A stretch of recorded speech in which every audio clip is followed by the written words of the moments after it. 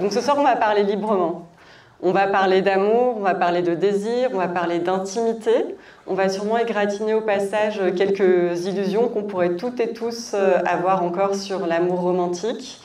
Et moi, je vois cette soirée comme une grande séance d'émancipation collective. Pour avancer vers plus d'amour, mais un amour qui soit plus conscient, plus lucide. Pas un amour qui aliène, mais qui émancipe. Donc pour ce faire, on est super heureux d'accueillir nos deux invités. Je vais commencer par Victoire Toyon. Donc Victoire Toyon, c'est une révolutionnaire de l'amour. Elle veut sauver l'amour. Et elle veut elle veut libérer l'amour des carcans sociaux et culturels qui l'entravent.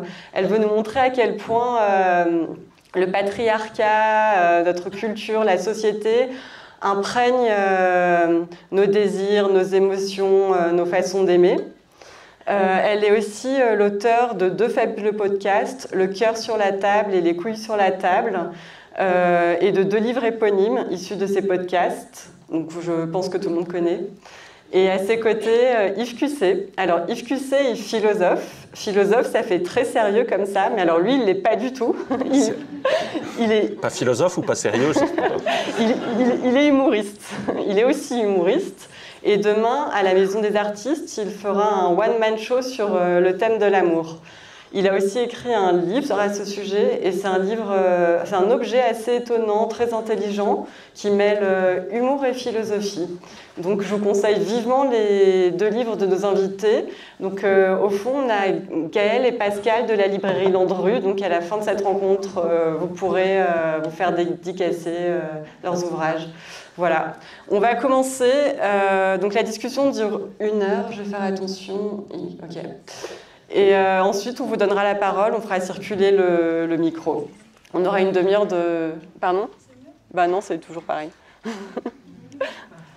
On aura une demi-heure d'échange avec vous. Voilà, donc on va commencer par une question très simple. C'est quoi l'amour romantique ? Non, c'est pas simple ?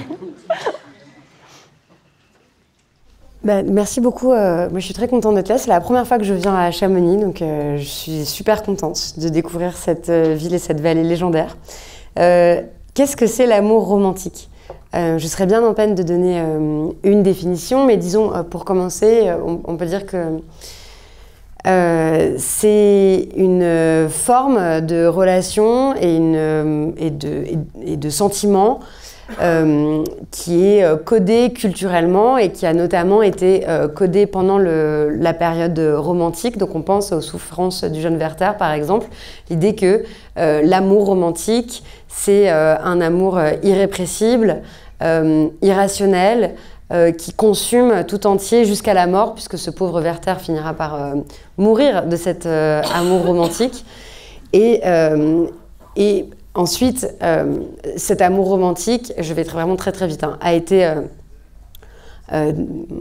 critiqué, notamment par des féministes, mais d'autres aussi, pour dire que à cet amour romantique, on attachait la valeur suprême, et puis l'idée que il faisait loi, et donc que ça justifiait l'injustifiable. Donc que par amour romantique, on pouvait tuer quelqu'un, que les hommes pouvaient tuer les femmes par amour romantique, qu'on pouvait tout sacrifier pour cet amour romantique, que ça n'arrivait qu'une seule fois, et voilà. Et ça alimente ce mythe de la passion, et je pense que ces mythes-là, ce mythe de l'amour romantique, est répandu par des films, des romans, des chansons évidemment, comme étant comme étant le seul amour possible en fait, et le seul amour véritable. Voilà, je dirais ça pour commencer.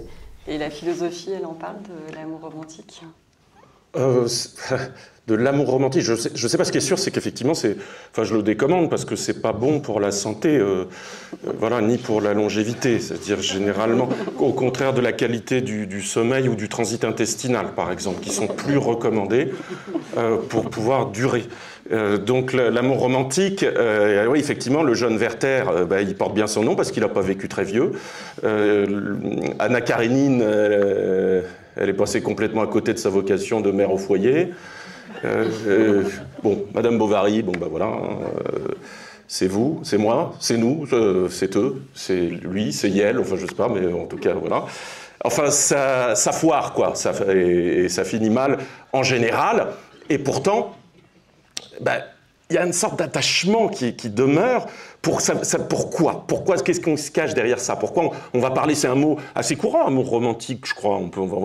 Les gens se disent romantiques, ils pensent pas qu'ils vont mourir comme le jeune Werther, ils se disent qu'ils vont se laisser emporter par l'élan amoureux, qui a l'idée que il y a comme une révélation, que ça passe par un certain nombre d'étapes, et on peut se demander si le coup de foudre d'abord, ensuite l'idée peut-être assez patriarcale, après le coup de foudre de la conquête. Après la conquête, il y a la consommation. Et puis après la consommation, il y a du truc beaucoup moins romantique. Bon, tout d'un coup, bon, là, voilà, on ne sait pas quoi faire de ça. On entre dans le domaine qui peut s'appeler peut-être celui du couple. Enfin bon, tout ça devient beaucoup moins compatible avec l'amour romantique. Mais on peut se demander à partir de quand on a inventé ces étapes-là, en tout cas. C'est-à-dire l'idée qu'il y a une sorte de passion au démarrage. Voilà, on a appelé ça coup de foudre. Je ne sais pas à partir de quand on a appelé ça coup de foudre. Cette notion-là est apparue. Ce serait intéressant de voir ça. Mais ça peut rejoindre un peu l'amour courtois. Dans l'amour courtois, ce qu'on appelle l'amour courtois, qui est né au début du Moyen-Âge, au XIe siècle, il y avait un peu cette idée qu'il y a d'abord... ça commence par un regard, par quelque chose qui s'enflamme, on reconnaît son amour, on se reconnaît mutuellement, et puis ensuite... à partir de là, c'est l'homme qui se lance dans la conquête de la femme aimée, qui est rarement sa femme d'ailleurs. Qui est plutôt la femme de son maître, d'ailleurs. L'amour courtois, c'est ça, c'est c'est l'amour d'un vassal pour la femme de celui à qui il a juré allégeance. Donc en fait, c'est pas du tout un amour pour la femme, c'est une histoire triangulaire en fait. C'est l'amour pour son maître. D'accord. En réalité, ça, ouais. René Girard, triangularité, ça c'est ça. On désire le désir de l'autre, voilà. Mais alors bon, ça tout de suite, ça devient beaucoup trop compliqué pour moi, en tout cas. Oui, donc voilà, l'amour romantique. Ce qui est sûr, c'est que moi, je suis parti de là dans mon bouquin d'un sondage qui a été commandé par à l'IFOP, un institut sérieux, mais par le site de rencontre à destination des jeunes de plus de 50 ans. C'est comme ça qu'il se nomme lui-même, et qui fait apparaître que, je ne sais pas comment était posée la question, mais en tout cas le résultat c'est que 70% des Français, point médian inclusif continuent de croire en l'amour romantique, c'est-à-dire qu'ils y croient, ils recherchent ce type d'amour. Pourtant aujourd'hui ils sont plutôt bien informés. Donc, voilà. Mais comment on fait du coup pour sortir de cet imaginaire-là, de cette mythologie, de toute cette littérature qui nous raconte des balivernes depuis des millénaires, même si maintenant on commence à s'en rendre compte, à ouvrir les yeux, on comprend, mais comment est-ce qu'on change? Comment est-ce que concrètement on change nos attitudes? Bon, déjà, j'entends que beaucoup n'ont pas forcément envie de changer ces attitudes-là ou ne voient pas le problème. Il me semble que là, il y a un gros mouvement critique de l'imaginaire amoureux le plus classique qui est venu des féministes dans les années 70, bon même avant, puisque il y a une tradition féministe et anarchiste de critique du mariage comme étant un asservissement des femmes, de critique et de célébration du célibat, et donc une célébration aussi de vie qui échappe au joug de la famille et de la famille nucléaire. Mais ensuite, cette critique est revenue très fort dans les années 70, aussi dans la tradition de la contre-culture et donc de l'envie d'inventer des normes, des vies différentes. Et là, on l'a vu réapparaître assez fort dans les mouvements féministes contemporains, suite au mouvement de dénonciation des violences sexistes et sexuelles qui est MeToo, et des violences sexistes aussi en Amérique du Sud avec Ni Una Menos, qui dénonçait les féminicides pour dire c'est quand même troublant, comme le relève Mona Chollet dans son livre Réinventer l'amour, de se dire que parmi toutes ces femmes qui ont été tuées par leur conjoint, beaucoup ont dû l'aimer à un moment. Donc on est bien obligé de regarder ce fait-là en face, c'est-à-dire, on est toujours connus pour plomber l'ambiance, nous autres les féministes, en soirée, donc je commence. Non, mais sur le fait que, de toute façon vous savez à quoi vous entendre, hein, mais sur le fait que si on dénonce la réalité des violences sexuelles comme étant insupportable et intolérable, qu'on regarde ça en face et donc on considère que les violences sexuelles ne sont pas commises par des inconnus, mais par des hommes sur des femmes et des hommes qui sont très proches des femmes qu'ils agressent, que ce soit leur conjointe, ça c'est la moitié des viols, hein, c'est les viols sur conjoint, ou l'ex ou un membre de la bande amicale ou un membre de la famille, bon, c'est-à-dire des hommes que ces femmes aiment. Et quand on considère le fait que les féminicides, qui sont les meurtres des femmes parce qu'elles sont des femmes, sont aussi commis en grande majorité par des maris ou des ex ou des petits amis, bon, bah, il faut bien se poser la question de ce lien entre l'amour et la violence et de qu'est-ce qui fait que la vie des femmes est si risquée en fait et qu'elle est si risquée dans ce lien amoureux qui leur est prescrit puisque nous grandissons aussi avec cette idée que, en tant que femme, on doit avoir un homme dans sa vie. Donc on grandit dans l'hétérosexualité, dans la culture hétérosexuelle, qui est celle qui est montrée partout, qui est celle qui est normalisée, qui est célébrée partout. Et en même temps, avec le savoir que des violences sont très banales et commises encore une fois par des hommes sur des femmes. Donc bon, il faut bien faire avec, regarder en face ce paradoxe et voir comment le résoudre, et voir aussi quelle part de responsabilité a cette culture amoureuse en fait dans la violence, notamment dans le fait que les violences sont normalisées par la culture amoureuse. Voilà, ça a été un grand champ féministe et de textes, voilà, pour déconstruire ça. Et donc, face à cela, on peut imaginer d'autres schémas, d'autres cultures, d'autres repères, d'autres récits. Il y a plein de façons de le faire. Ouais. Oui, mais c'est assez récent. Victoire le sait bien, ce changement de modèle. Il existe depuis longtemps dans les ouvrages féministes, mais dans le grand public, cette idée cette capacité à dissocier, à délégitimer une espèce de violence amoureuse, passionnelle, par exemple à travers le fait de ne plus utiliser l'expression crime passionnel, hein, et de le remplacer une bonne fois pour toutes par féminicide. Mais c'est très récent finalement dans le grand public. Je sais même pas, mais ça date évidemment des mouvements de dénonciation des violences masculines, de MeToo. Et c'est bon, quand même très récent. Hein, MeToo c'est 2017. Je le sais parce que moi j'étais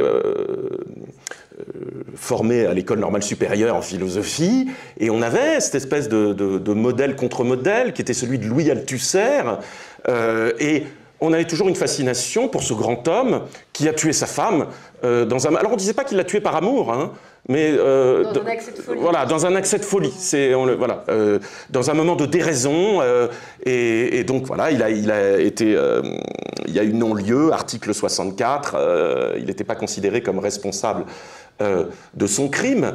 Mais il y avait, parmi la population des étudiants de Normal Sup, à l'époque où j'y étais, à la fin des années 90, on faisait beaucoup de blagues là-dessus, quoi. C'était ce qui se ferait plus du tout aujourd'hui.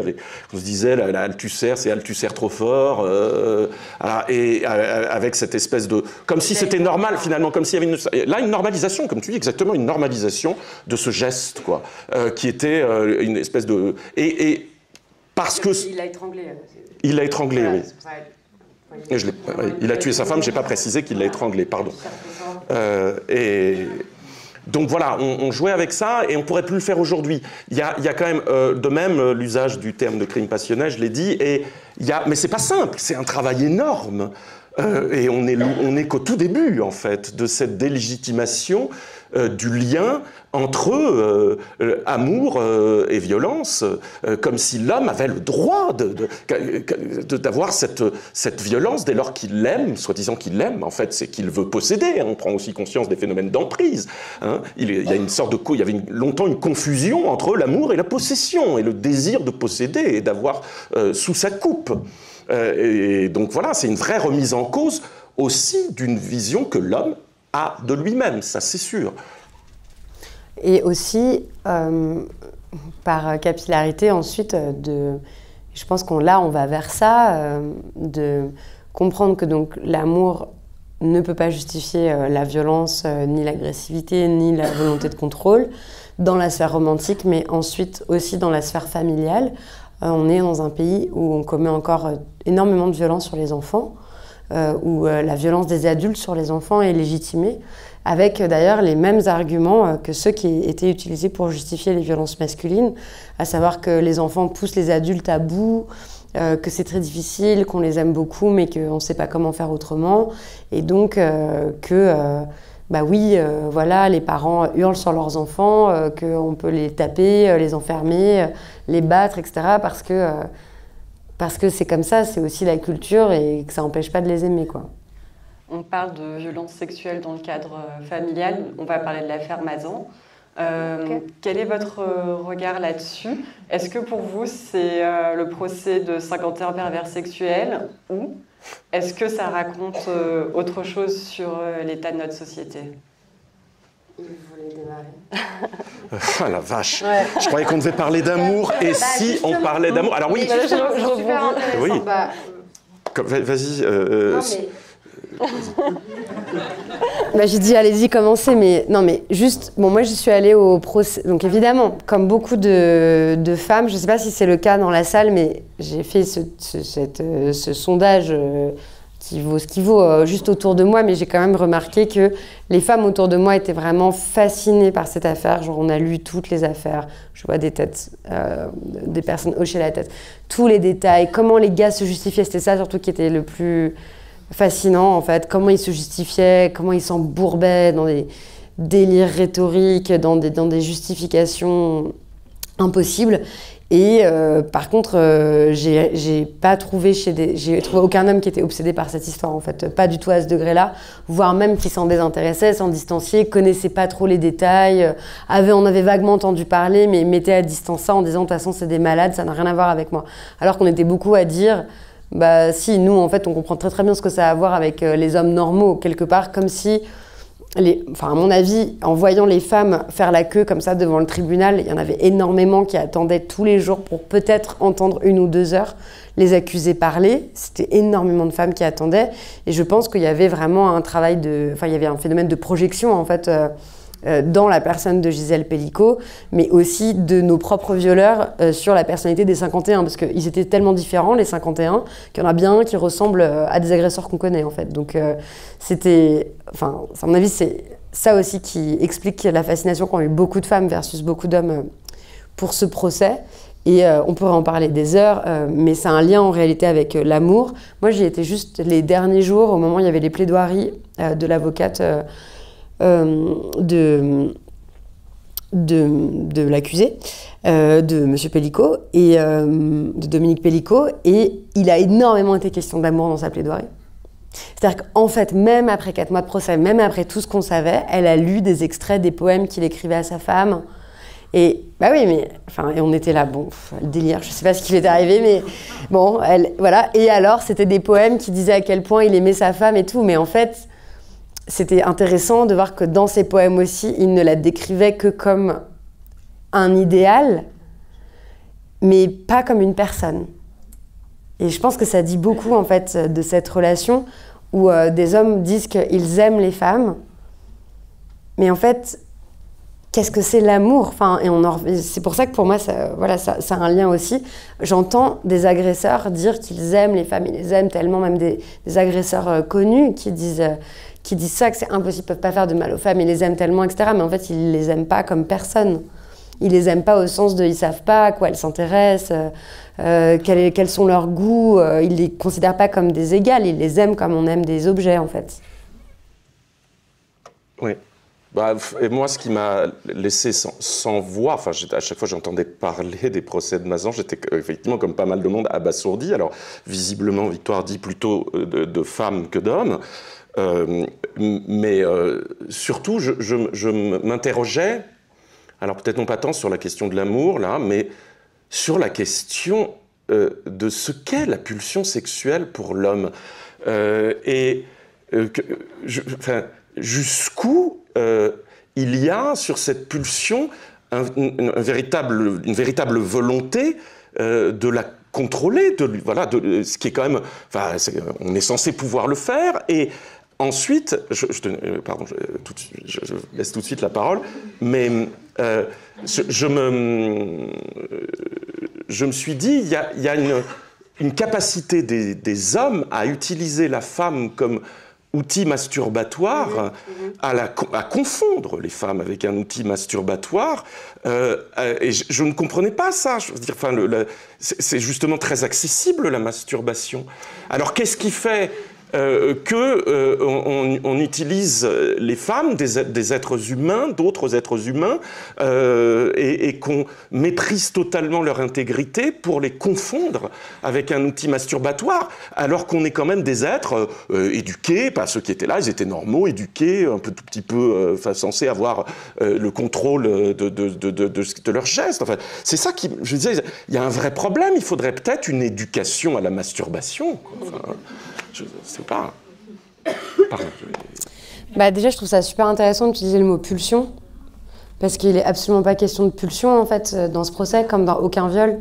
C'est-à-dire, si les hommes avaient des pulsions qu'ils ne pouvaient pas réfréner, il y aurait des types là en train de violer devant nous. Enfin, ils ne pourraient pas se retenir, en fait. Donc, c'est pas du tout une histoire de pulsion. Dans les viols de Mazan, il n'y a aucune pulsion. C'est des gars, ils ont planifié pendant des jours. La plupart des viols qui arrivent, alors il y a des viols d'opportunité, comme on appelle, c'est-à-dire en gros, il y a un gars, il cherche, il a une occasion, c'est les viols de fin de soirée, les viols de... Voilà, en fait, ce qui se passe, c'est que les gars disent qu'ils ont... C'est pas qu'ils ont une pulsion, c'est qu'ils disent qu'ils ont le droit, en fait. Ils ont le droit de pénétrer le corps des femmes. Et c'est ça, enfin, je suis désolée de dire des choses aussi sombres et aussi tragiques. On va ensuite dire des choses plus légères. Je crois pas du tout que ce soit tous les hommes qui soient des violeurs. C'est pas ça. Je pense pas que la masculinité par essence soit quelque chose de mauvais. Pas du tout. Mais par contre, je pense que vous êtes éduqués, nous sommes éduqués dans une culture qui donne le droit aux hommes de pénétrer le corps des femmes. Voilà. Et qui leur dit, c'est non seulement un droit, mais c'est un dû, en fait. Vous avez la légitimité à faire ça. Et donc à avoir accès au corps des femmes. Et si elles sont pas d'accord, ça n'a aucune importance. Et si il le faut, on paiera. Beaucoup d'hommes trouvent ça complètement normal, par exemple, de payer des femmes qui n'ont pas envie d'être pénétrées, mais ils le font. Il y a énormément de clients de prostituées. Enfin, bon, et il y a aussi énormément de violeurs et qui se considèrent pas comme tels. Juste, ils saisissent l'occasion. Les gars de Mazan, c'est ce qu'ils ont fait. Parce qu'ils grandissent dans une culture où on leur dit que, tirer un coup, c'est toujours bon à prendre, voilà, quelle que soit la façon, c'est toujours bien, c'est toujours mieux que zéro. Donc c'est pas du tout une histoire de problème de masturbation. C'est pénétrer le corps d'une autre, c'est prouver sa virilité, c'est prouver qu'on est un homme, c'est faire une performance de masculinité. Et deuxièmement, peu importe que cette personne soit d'accord ou non. C'est horrible, je sais, mais bon, après avoir entendu des milliers de récits de viol, avoir travaillé dessus pendant 10 ans, en parlant, franchement, c'est vraiment un de nos sujets de prédilection avec mes amis, si vous voulez savoir, qui sont avocates, journalistes, on travaille toutes sur ces sujets-là, en fait, et même en soirée, on en parle, quoi. On raconte nos dernières histoires, qu'est-ce qu'on a vu, sur quoi on a travaillé. Bon, à la fin, on en arrive à cette conclusion-là, quoi. Et que c'est pas une histoire de pulsion, c'est une histoire de croyance en son bon droit. Sur le corps de la femme. Ouais. Et des enfants. J'entends des pulsions au sens freudien, quoi, de moteur du sexuel, et qui est traversé, qui est socialisé, qui est traversé par les normes sociales. La pulsion, c'est pas un truc, c'est pas un élan naturel, c'est pas quelque chose qui surgit de nous sans qu'on puisse le contrôler. Ouais. C'est évidemment quelque chose qui est éduqué, qui est socialisé, mais ça touche simplement qu'est-ce qui est le moteur de notre représentation de la sexualité. Voilà. Alors peut-être, dans ce sens-là, c'est sûr que... Ouais, d'accord. Ok, je comprends. Mais du coup, je pense que pulsion, Enfin, parce qu'on des fois on l'entend aussi dans des procès. Je vais écouter beaucoup de procès. Oui, si ça peut devenir une excuse, je suis d'accord. Dire ça a été une pulsion, donc on peut voilà. J'ai entendu des avocats plaider comme ça. Ma sœur, elle est avocate, elle défend que des victimes de violences sexuelles. Du coup, je vais l'écouter dès que je peux, et puis dans d'autres procès, pour voir comment encore aujourd'hui c'est expliqué dans les tribunaux. Et en fait, le plus décevant, et je crois que c'est ça qu'on attendait tous aussi à Amazon. Est-ce qu'il y en a un qui va dire un truc qui va permettre de comprendre ce qui s'est passé? Mais jamais ils ont des explications sur ce qu'ils font. C'est toujours des explications pires les unes que les autres, quoi. C'est je savais pas, je me suis pas rendu compte, même des mensonges et tout. Moi, j'ai vu des gars vraiment se débattre dans des rapports, enfin dans des explications, mais alors que tout était filmé. Mais bien sûr, enfin c'est fou, quoi. Donc moi, je me pose de nouvelles questions sur les violences sexuelles. Par exemple, je me dis, comment ça se fait que quand ils se défendent, pas seulement à Amazon, mais dans plein d'autres procès, souvent il y a un rapport à la vérité, à la réalité, au fait qui est complètement tordu. Ils s'en contrefoutent, enfin, ils mentent, ils changent de version 14 fois. Ils n'arrivent pas du tout à reconnaître, en fait. Alors qu'évidemment, ce dont toute victime rêve, c'est, enfin beaucoup en tout cas, c'est que pendant le procès, enfin ce soit un moment de vérité, enfin le gars puisse dire ouais, en fait je me suis dit, elle est endormie, vas-y, je risque rien, voilà, et donc je m'en suis servi, voilà, je suis désolée. Mais ça arrive jamais. Ils disent, elle en fait elle était d'accord, elle était réveillée, elle a voulu, elle l'a cherché, j'ai rien fait, c'est pas ma faute, vous vous rendez compte, ma vie et tout. Donc c'est aussi les procès, les accusations de violences sexuelles, c'est vraiment c'est dur à voir, hein, parce que c'est vraiment le gouffre vers voilà, l'égocentrisme aussi de la masculinité aussi, en fait, le fait d'être super désolé pour soi-même et d'en avoir vraiment rien à secouer de ce que ça a fait aux victimes, quoi. Ok. Bonne soirée. Maintenant, il faut que je rebondisse. Vous parliez d'objectivisation du corps de la femme, mais ouais. Cette objectivisation-là, on l'intériorise nous aussi, sur notre propre corps, sur le corps des autres femmes. On se fait du mal entre femmes. Et ouais, quel est votre regard là-dessus?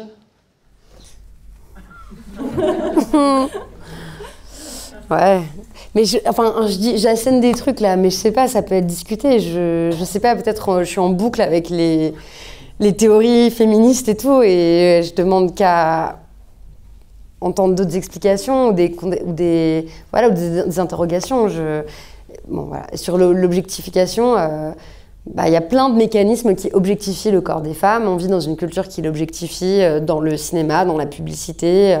Et je pense que ça formate notre regard, à la fois le regard effectivement sur le corps des autres femmes, mais aussi sur le nôtre. Ce qui fait qu'il y a beaucoup de femmes, par exemple, qui s'observent en permanence comme si quelqu'un était en train de les regarder de l'extérieur.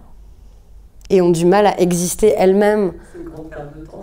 Grande perte de temps, et puis surtout c'est vraiment une forme de séparation très cruelle avec nos propres corps, et qu'on peut retrouver ensuite en faisant, je sais pas, beaucoup de yoga, beaucoup de sport, beaucoup de danse, beaucoup de choses qui vont relier au corps. Mais je pense que le premier, ça c'est la philosophe Camille Fradvometri, qui est une philosophe qui fait de la phénoménologie féministe, et qui montre que vraiment le rapport féminin au corps, c'est d'abord un rapport d'aliénation, en fait. On est aliéné de nos propres corps. Parce qu'il y a toujours un regard posé dessus et un jugement posé dessus, parce qu'on nous découpe en morceaux visuellement sur les affiches de cinéma, dans les pubs, à la télé, parce que le corps des femmes est sans arrêt commenté, et parce que le corps des femmes doit être soit maternel, soit sexuel, sinon il vaut rien. C'est ce que Virginie Despentes appelle le marché de la bonne meuf. Yes. Ouais. Ou alors on parle d'hétérosexualité. Mais attends, vous vouliez dire quelque chose? Bah non, mais sur ça, il y a de quoi faire, hein, sur effectivement la réification du corps féminin, qui date pas d'hier. Mais le problème, il est aussi, il faut peut-être le relier à une problématique les capitalistes. Voilà, il y a un marché, quoi. Le corps féminin intervient à l'intérieur d'un marché, effectivement, où il s'agit de vendre du désirable, de vendre. Et la publicité ne vend pas des objets, elle vend un monde dans lequel les objets sont désirables. Donc il faut qu'elle fasse désirer des mondes.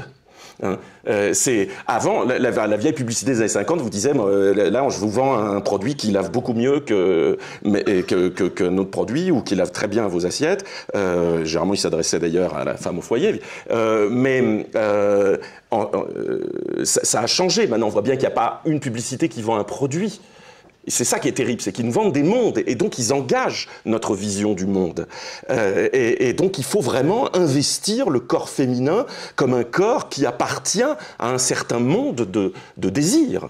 Voilà, et un monde fait de libido, quoi, un monde plutôt libidineux que libidinal, quoi, et effectivement, où à chaque instant, les regards se posent sur le corps féminin. Donc ça, c'est... Oui, pardon. Mais comment est-ce qu'on fait pour aimer véritablement si on se réifie tous les uns les autres? Où est l'amour dans tout ça, le vrai amour? C'était ça la question à l'origine. Ah ouais, c'est le vrai, le romantique, le passionné, le sentimental. Bah non, mais évidemment, c'est un enjeu aussi pour ce qui est de définir l'amour, puisqu'on voit bien qu'il y a une multiplication des sites de rencontres. Le site de rencontres, c'est quand même... Ce n'est pas que cela, mais enfin ça se présente d'abord comme un marché dans lequel il y a des options, et on va poser des options sur un certain nombre de personnes avec des corps qui correspondent plus ou moins à nos attentes, et on va choisir parmi dans le supermarché de ces options-là. Et on va surtout essayer, c'est ça qui est un peu délicat. Comme je dis, sur un site, ça s'appelle des sites de rencontres, enfin c'est vraiment des sites qui tue la rencontre, a priori. Hein. C'est le contraire de la rencontre qu'il propose. Il s'agit de calculer un coefficient de désirabilité, de voir si on peut correspondre à l'autre ou pas, et à partir de voir si ça match, je crois. Enfin, moi, je ne connais pas tous les termes utilisés sur les sites de rencontre parce que j'en ai jamais utilisé. Alors, je les ai regardés. Vous avez de la chance. Ouais, mais je ne sais pas, mais je les ai regardés avec intérêt parce que dès que quelqu'un me disait j'ai rencontré quelqu'un par le biais d'un site, voilà, je dis montre-moi. Par exemple, Disons Demain, dont je vous parlais tout à l'heure, j'ai regardé un peu comment ça fonctionne. C'est un peu le même système que Mythique aussi. Et effectivement, on a des attitudes de consommateurs différentes. On est soit un collectionneur, soit quelqu'un qui va chercher la personne idéale, soit quelqu'un qui va tester 2-3 personnes et puis conclure ensuite. Il y a des démarches qui sont des démarches très claires de calcul, de consommation, comment on se comporte sur ce marché-là. Et après, moi je vois surtout j'ai des gens qui ont réussi j'ai connu des gens qui sont tombés amoureux par là. Je dis c'est formidable, c'est génial, mais je crois pas que ça soit grâce au site. C'est parce qu'il existe encore la grâce de la rencontre. Mais sinon, j'ai vu surtout des gens dont les attentes ont été déçues, et surtout des femmes de plus de 50 ans qui ont eu affaire à des hommes de plus de 50 ans qui n'étaient pas ni agressifs ni violents sexuellement, mais qui avaient hâte de consommer. Voilà. Victoire, sur cette marchandisation de l'amour? Alors,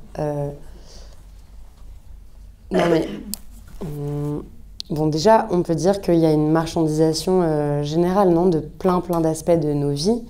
C'est ainsi que fonctionne le capitalisme, pour sortir un gros mot, mais en fait, il a intérêt à ce que de plus en plus d'activités, de moments, d'objets soient mis sur le marché, en fait. Donc, les rencontres,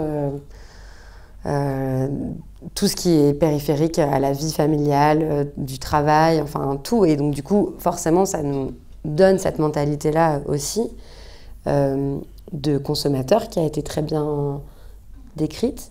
Mais je ne sais pas si c'est accéléré ou pas par les applications de rencontres qui ne sont pas toutes... où il n'arrive pas forcément que des horreurs. Moi, j'ai fait plusieurs très belles rencontres sur des sites de rencontres. Mais dont il faut essayer de déjouer les mécanismes.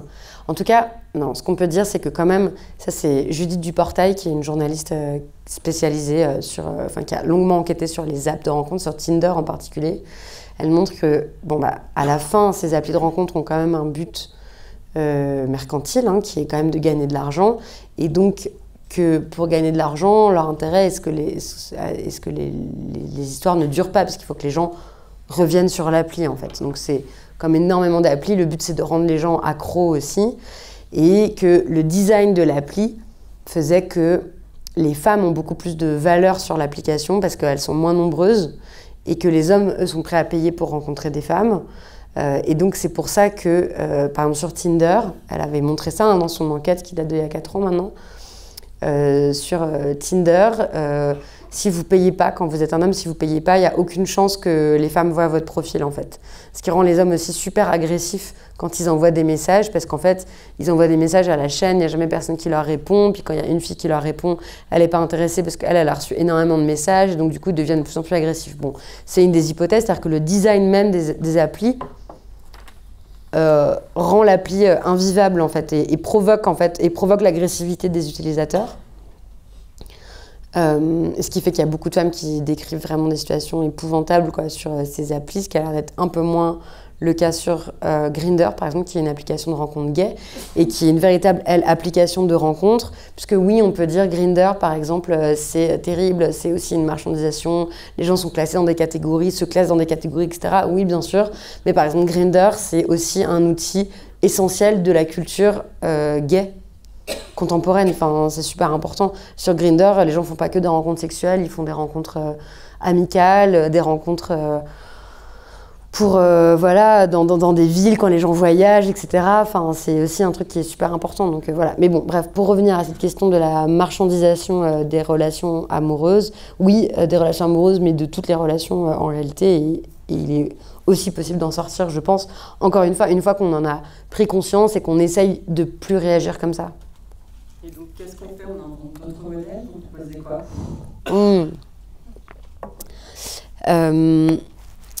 Ce que j'ai essayé de faire avec le cœur sur la table, c'était de faire une caisse de résonance justement de ces discours critiques et donc des personnes qui avaient envie d'essayer de déjouer ça. Alors, c'est pas qu'une question de décision ou de...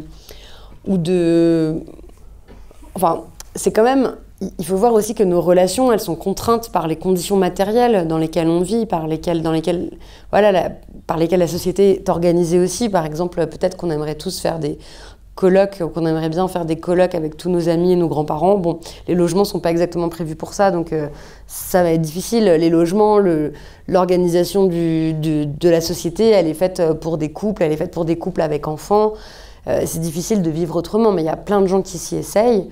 Et en tout cas, quand on sent... Enfin, moi, ce que j'avais envie de faire avec ce travail du cœur sur la table, c'était de dire, si vous êtes mal avec telle ou telle norme, c'est pas forcément que vous avez un problème, et peut-être que vous pouvez interroger la norme, que ce soit la norme qui veut que pour mener une vie épanouie, il faut être en couple, celle qui dit que le véritable amour est monogame et totalement fidèle, toutes les normes en fait, amoureuses qui peuvent être interrogées, et si elles le sont avec... sincérité, une éthique, ça donne des choses extrêmement intéressantes, et il y a plein d'autres personnes qui ont envie de remettre en question ces normes-là. Ça donne envie de remettre en cause les normes, Yves Cusset? Le couple a quand même du plomb dans l'aile depuis un petit moment, et ce qui est effectivement, ça reste la norme, et c'est ça qui est étonnant, parce qu'on est quand même assez informé globalement de l'échec du couple, du taux de divorce dans les grandes métropoles et même les moyennes métropoles, où, comme je dis, on se rapproche dans les grandes métropoles de 100% de taux de divorce. Mais ce qui est... Donc, je dirais que même le terme de couple aujourd'hui ne fait vraiment sens qu'associé à thérapie 2, quoi. Enfin, c'est devenu une spécialité dans le domaine de la psychologie clinique. La plupart du temps, ça devient vite une maladie, quoi, pour lesquelles il faut céder. Donc, je dirais que moi, il pourrait y avoir un enjeu aussi à se dire comment on fait aussi pour rapprocher les deux. Tiens, est-ce que l'amour et le couple, c'est pas deux trucs qui sont en train de s'éloigner de manière définitive et radicale? Le problème étant qu'on n'a pas encore su construire d'alternatives. C'est ça, d'alternatives convaincantes socialement. Mais on peut aussi faire ce double travail, dire attendez, d'abord il n'y a pas que le couple, et ça permet aussi de donner un autre sens. L'amour, c'est un substantif. En français, les substantifs comme ça sont très abstraits, très généraux et très impressionnants.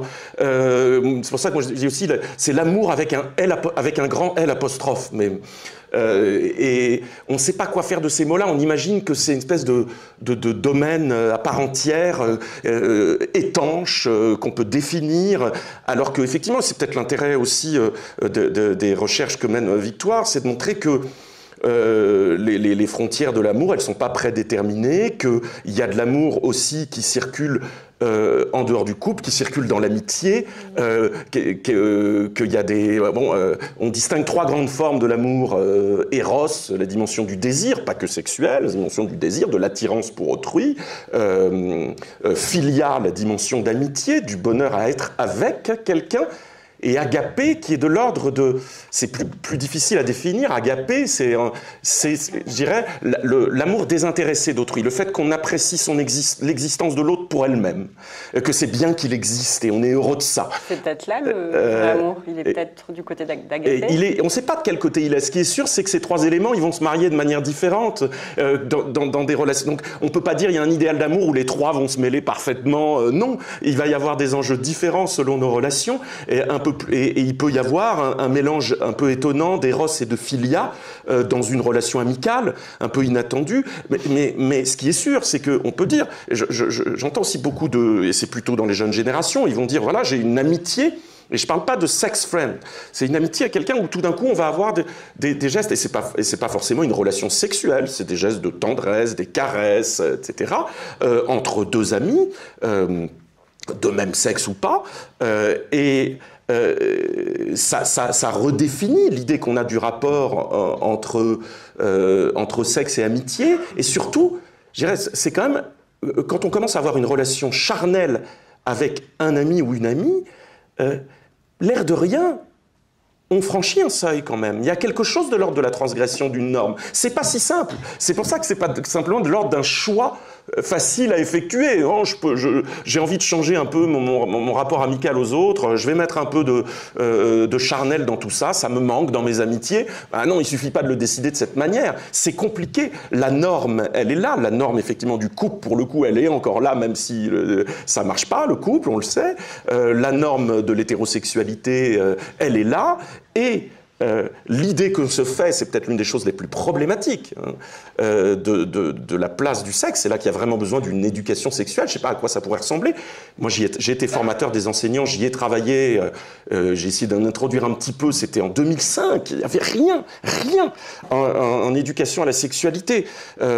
Comprendre justement quelles sont les normes qui déterminent notre sexualité. Et puis, parce que l'éducation à la sexualité, ça se réduit la plupart du temps à une éducation à la prévention.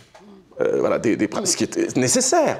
Mais on invite des gens qui sont dans le domaine du soin et on oublie toute la dimension de construction de soi, évidemment de plaisir, d'accomplissement de la relation avec l'autre, que présuppose aussi la sexualité. Par exemple, pour moi, je suis incapable, je suis nul là-dessus, de dissocier la sexualité de l'amour. Mais c'est-à-dire, pour moi, pratiquer le sexe, c'est faire l'amour. On a l'amour là, on le fait ensemble. Et c'est un engagement énorme. Donc, moi, je peux pas concevoir qu'avec un ami comme ça, je peux être très tendre, mais ça, c'est pas dans mon logiciel, comme on dit. Je peux pas, parce que pour moi, le sexe, c'est un engagement amoureux. C'est énorme, je trouve, d'exposer son corps à l'autre, de s'exposer mutuellement, de faire attention au plaisir le plus intime de l'autre et de s'y consacrer, d'essayer de s'y consacrer comme ça mutuellement. Je trouve que c'est de l'ordre de l'amour. Je vois pas. Enfin, voilà, en tout cas, moi, j'y arrive pas. J'ai un blocage mental là-dessus. Et vous, Victoire? Ah, est-ce que je fais l'amour avec mes amis? Non, est-ce que... bah oui, donc, je suis d'accord avec tout ce qui vient d'être dit. Sur l'éducation à la sexualité, bah justement, c'est une revendication et une pensée féministe aussi dessus, que ces cours d'éducation à la vie affective, relationnelle et sexuelle soient pris au sérieux, qu'ils soient dispensés à tous les élèves, parce que c'est un droit en fait qu'ont les élèves. On a le droit à 3 séances par an, qui n'est pas du tout appliqué. J'ai une amie qui s'appelle Lolita Rivet, qui a fait tout un documentaire dessus qui s'appelle « C'est quoi l'amour maîtresse ?», où elle continue à le faire, dispenser ces cours-là à ses élèves de CE1. Elle a tout enregistré, c'est dans Le Cœur sur la table. Là, elle a des élèves en moyenne section et elle leur fait aussi cours. Et ça passe par juste apprendre à nommer ses émotions, apprendre à nommer correctement les parties de son corps. Elle dit qu'ils ont énormément de questions sur l'amitié, sur l'amour, donc en tout cas en faire un sujet de discussion légitime. Et ensuite, c'était quoi la question sur les différents modèles qui peuvent exister? Je voulais peut-être rebondir là-dessus. Oui. Je me disais aussi, on ne sait pas faire l'amour. En fait, c'est tellement codifié, vous en parlez dans votre livre, on sait, en fait, c'est une espèce de chorégraphie, chacun sait ce qu'il va faire, mais ça pourrait être complètement autre chose qu'on n'est même pas capable d'imaginer. Je pense que là, bon, déjà, il y a beaucoup de personnes qui peuvent considérer que la sexualité, c'est un art et que ça peut se travailler aussi, en fait, et s'exercer. Et je pense qu'il y a des personnes qui sont plus ou moins passionnées par cet art-là. Si, par exemple, vous allez dans tout le courant sexe positif, des personnes voilà, qui vont consacrer des textes, de la pensée, qui vont organiser des soirées, etc. sur ça. Je pense à un livre paru récemment qui s'appelle Kink, de Axel de Sade et de Meta Chisaya. C'est vraiment un livre fascinant parce que ce sont des personnes qui sont passionnées par la sexualité, c'est vraiment des esthètes, je sais pas comment on peut dire, des gourmets, qui le pensent et qui le théorisent et qui du coup découvrent comme ça des nouvelles voies, Et en fait, on dit souvent que le premier organe sexuel, c'est le cerveau. Enfin, c'est d'abord avec ça en fait qu'on fabrique la sexualité. Donc qu'on ouvre les imaginaires, qu'on est capable voilà, d'inventer des contraintes, d'inventer des jeux, d'inventer des nouveaux codes. Et en fait, c'est très très large comme tous les arts, comme la danse, comme la peinture. Enfin, d'ailleurs, leur livre, il est structuré par art, justement. Par voilà, l'art de la peinture, de la gastronomie, etc. Et les relations qu'elles font avec la façon de se servir de ces arts-là pour repenser aussi des sexualités. Et sexualités qui n'ont pas forcément lieu dans le cadre amoureux, mais j'entends aussi très bien que les deux soient très fortement liés. Je pense que ça dépend très très fort des gens. De même pour la relation à la fidélité, à l'exclusivité sexuelle plutôt. Là, il y a des normes très fortes en faveur d'un certain type de monogamie, c'est-à-dire qu'on est quand même dans des sociétés où il y a une tolérance en fait pour la non-exclusivité sexuelle masculine, avec l'idée que les hommes ont des besoins et donc tu comprends, c'est plus ou moins normal. Enfin, pendant très longtemps en fait, on a toléré ça. C'est vrai qu'il y avait des bordels partout dans les villes, que dans la bourgeoisie, les hommes avaient des maîtresses, etc. Aujourd'hui, c'est un peu moins toléré, mais quand même, je ne sais pas si vous voyez les émissions de télé-réalité, l'idée que les femmes trompent les hommes avec qui elles sont, c'est un vrai scandale, que les mecs le fassent, quelque part, c'est un peu dans l'ordre des choses. Bon, mais je pense que voilà, sur cette norme de l'exclusivité sexuelle, sur la norme de l'attachement de l'amour à la sexualité, en fait, on est sur des spectres en fait, très très différents, et je pense que c'est des spectres comparables à ceux de l'hétérosexualité, c'est-à-dire globalement, mais ce que je crois, c'est que tout le monde est plus ou moins bisexuel. Bon, avec il y a des gens qui sont très très hétéros et donc qui sont très très gays, mais bon, les gens flottent un peu. Et je pense que sur la non-exclusivité sexuelle, c'est un peu la même chose. Et sur la façon de lier l'amour et la sexualité, c'est la même chose et que ça évolue avec le temps en plus, selon les âges. Et que peut-être une des façons aussi de se détendre avec ça, c'est de se dire qu'on ne sera pas forcément toujours le même sur ces questions ou là même, voilà. Et après, je tiens aussi à dire que c'est aussi complètement acceptable, et ça doit l'être, de pas du tout être intéressé par ces questions, d'avoir autre chose à faire dans sa vie que d'explorer des sujets sexuels, affectifs, etc. Voire même que ça ne nous intéresse jamais, c'est le cas des personnes asexuelles ou aromantiques. Non. Et le désir dans tout ça, la façon dont on va regarder une personne et la considérer comme désirable ou pas, ça aussi c'est complètement socialement construit. Est-ce qu'on est vraiment maître de ce qui nous attire? Tout est socialement construit de façon générale. Ouais. Voilà. Est-ce qu'on est maître de ce qui nous attire? Je sais pas, mais... Ouais, je sais pas, avec ces... Oui, mais c'est intéressant. Enfin, là, on parlait de la sexualité comme art. L'art, c'est une manière de travailler un matériau qui est déjà donné. Donc, que ce soit construit socialement n'empêche pas de le travailler individuellement. Et voilà, de se dire qu'est-ce que je fais de ma manière, sans doute prédéterminée, de désirer.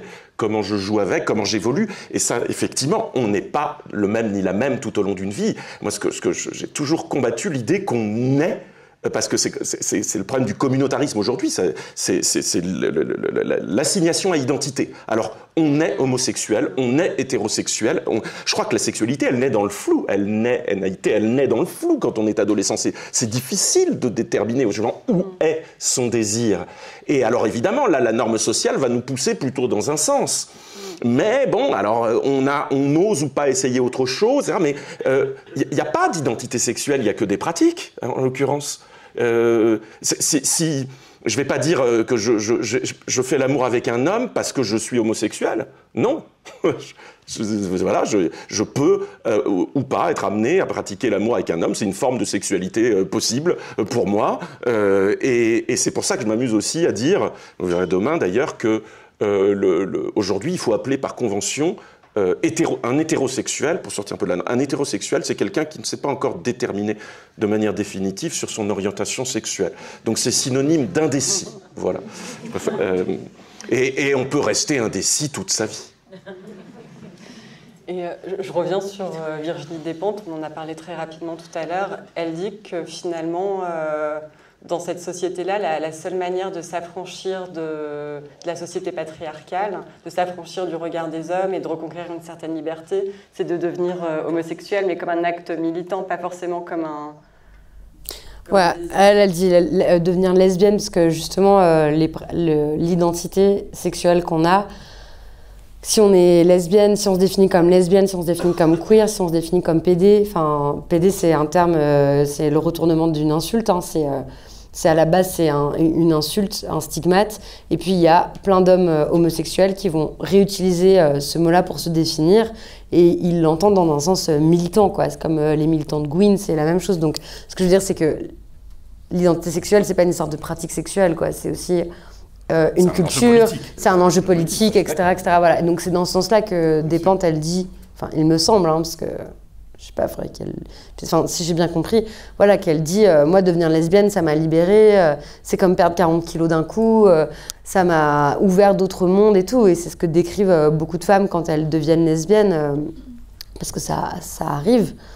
Voilà, des fois elles disent qu'elles deviennent homosexuelles, je sais pas, mais en tout cas ce qui est sûr, c'est que le rapport au monde et aux autres change, que c'est ça qu'elle décrive. Et elle dit pas c'est la seule façon et tout, pas du tout. Après, enfin, en tout cas, elle décrit ça comme une libération. Après, voilà, il y a un pan aussi des lesbiennes enfin, de la pensée féministe, qui sont donc lesbiennes radicales, qui vont prôner ce qu'on appelle le lesbianisme politique. Voilà, des lesbiennes politiques qui disent que c'est d'abord par décision politique qu'elles décident qu'en fait elles vont consacrer leur attention, leur amour, leur affection, la sexualité, leur relation aux femmes, voilà. Parce qu'elles veulent plus le consacrer aux hommes, elles disent pas aux autres de faire pareil. Elles disent juste qu'elles, c'est la voie qu'elles ont choisie, et ça s'entend, et c'est vachement intéressant. Voilà. Et je pense que, ouais, enfin, oui, voilà. Okay. Et depuis tout à l'heure, on n'arrête pas de prononcer le mot patriarcat. Vous pourriez le préciser, comment est-ce qu'on le reconnaît, enfin, qu'est-ce que c'est exactement le patriarcat? Alors, étymologiquement, donc, ça vient du grec père et domination, enfin pouvoir. Donc c'est des systèmes de société où le pouvoir est détenu par les patriarches, que ce soit les pères de famille ou les pères des institutions, des églises, des institutions politiques, économiques, etc. Et où à la fois c'est un ensemble de normes culturelles, mais aussi des structures qui permettent à ce système-là de perdurer. Par exemple, des lois, des organisations économiques, des organisations politiques, etc. Et donc, il y a évidemment 1001 nuances de patriarcat. Oui, la France est encore un pays largement patriarcal, tout à fait différemment de l'Afghanistan ou de l'Iran. Il y a des patriarcats de haute intensité, de basse intensité, des patriarcats qui reposent plutôt sur des normes culturelles et pas sur des lois, et d'autres c'est l'inverse. Bon, voilà. Mais à la fin, on peut en tout cas s'accorder sur le fait qu'il n'y a aucun pays dans le monde où l'égalité entre les femmes et les hommes est atteinte. Et sur le fait qu'en France, malgré les progrès qui ont été réalisés, c'est encore extrêmement lent, et que la domination masculine est une réalité, c'est pas un ressenti, c'est une réalité prouvée par des faits, des chiffres, des indicateurs. Et que le patriarcat règne encore très largement sur la planète et qu'il est toujours imbriqué à d'autres systèmes de domination. Les systèmes de domination racistes, capitalistes, néocolonialistes, etc. Ça tient jamais tout seul, quoi, cette affaire. Voilà. Et qu'à ce rythme-là, j'adore donner ce chiffre, l'ONU a mesuré qu'au rythme où vont la progression contre les inégalités hommes-femmes, il faudrait 300 ans en fait, à l'humanité pour que les femmes deviennent les égales des hommes. Voilà. 12 générations. Mais bon, voilà. Bah, j'aimais bien votre question, comment on reconnaît le patriarcat, plutôt que comment on le définit. Et il faut apprendre effectivement à le reconnaître. Et je pense qu'on commence voilà, ça commence à se faire. Avant, on ne le reconnaissait pas. Ou même, il y avait quand même un sacré niveau de déni. Alors maintenant, je dirais il y a peut-être plus en plus d'hommes qui apprennent à reconnaître comment fonctionne le système patriarcal. Voilà, mais dès que ces hommes apparaissent, tout d'un coup, on crie au wokisme. Alors, comme s'ils étaient eux-mêmes dans une forme d'autodéni de leur propre identité. C'est compliqué, hein, c'est un combat qui, effectivement, risque de prendre pas mal de générations, quoi. Et qui, là, internationalement, s'annonce, risque de durer encore plus, quoi. Enfin, je sais pas, c'est totalement désespérant, quoi, le boulot qu'il y a. Vous répondez quoi à tous ces hommes qui, depuis MeToo, se disent déboussolés, en perte de repères Je les comprends, oui. Non mais pourquoi pas? Non mais en plus je rigole, j'ai l'air de moquer de tout. Mais franchement, peut-être il y en a dans la salle. Oui, bah ça dépend comment je suis lunée, mais non mais en tout cas je trouve que ça s'entend, ça s'écoute. Moi quand ils s'expriment sur ça, moi je prends ça au sérieux. Je passe beaucoup de temps dans les relais des gares pour lire les magazines que j'achèterai jamais, mais pour comprendre un peu comment ça pense en face, quoi, dans les camps voilà, qui nous traitent de wokistes et tout. Quelle est la terreur, quelle est la peur, est-ce que c'est vraiment un trouble qui est sincère et tout. Je pense que dans une grande part c'est un prétexte à pas vouloir lâcher. Enfin, c'est surtout, en fait, ce que ça cache, c'est surtout le refus de lâcher tous les privilèges, le refus de se poser des questions. Mais après, que des hommes soient déboussolés, inquiets, qui comprennent pas et tout ça, mais j'entends. Et quand c'est sincère, c'est toujours intéressant d'en discuter. Yves, Déboussolé, bah, c'est pas oui. Enfin, il y a un moment, il faut perdre la boussole qu'on utilisait, quoi. Enfin, elle ne nous indiquait pas la bonne direction. Donc, c'est plutôt une bonne chose. Moi, je ne sais pas si j'ai été déboussolé, mais effectivement, j'ai eu à reconstruire des repères récemment. Moi, je suis né il y a 50 ans dans une société, et je prends conscience aujourd'hui, et chaque jour un peu plus, dans une société quand même ultra sexiste, ultra patriarcale, et je repense tout le temps à la manière dont ça m'a imprégné et la manière dont ça continue de m'imprégner. Je deviens de plus en plus woke. Et c'est voilà parce que plus je réalise combien je suis sexiste, plus j'arrive à devenir un tout petit peu féministe. Plus je prends conscience du racisme qui m'a imprégné, plus j'ai l'impression qu'antiraciste, ça veut dire quelque chose. Voilà, il faut en passer par là, et ça fait plutôt du bien. Enfin, c'est un exercice, je sais pas moi, comme philosophe, je trouve que c'est un exercice intellectuel qu'on appelle la critique des préjugés. C'est ça les préjugés, c'est pas simplement des idées qu'on a formées comme ça en discutant avec d'autres gens. Les préjugés, c'est ce qui est imprégné en nous.